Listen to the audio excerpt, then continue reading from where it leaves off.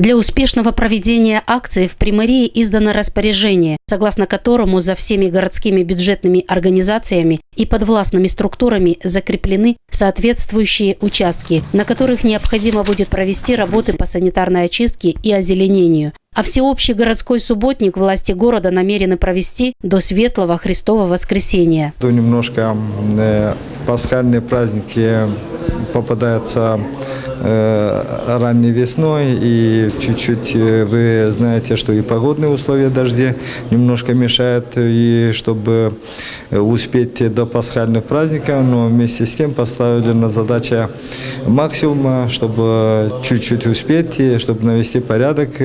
Самый большой участок по очистке города всегда приходится на долю муниципального предприятия жилищно-коммунального хозяйства. Руководитель этого предприятия отметил, что с этим заданием коммунальщики успешно справляются. Однако, по его мнению, горожане также должны активно участвовать в уборке города.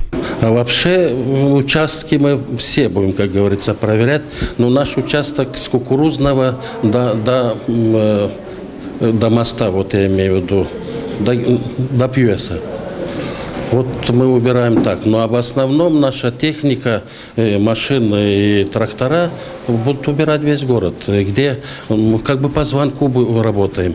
Там надо будет убрать, там надо вывести или что, вот как бы по всему городу. Руководитель муниципального предприятия ЖКХ отметил, что его работники ежедневно собирают по городу мусор тоннами. Однако, отмечает он, все мы живем в этом городе и мусорим, поэтому горожане должны помочь в уборке города.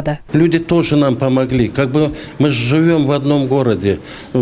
Как говорится, мусорим все, а убираем как бы единицы. Мы смотрим, вот, например, имеют свои бутики, не знаю что. Они даже там не убирают, вы понимаете. Наш подходит, он сидит себе там и пьет кофе, понимаете.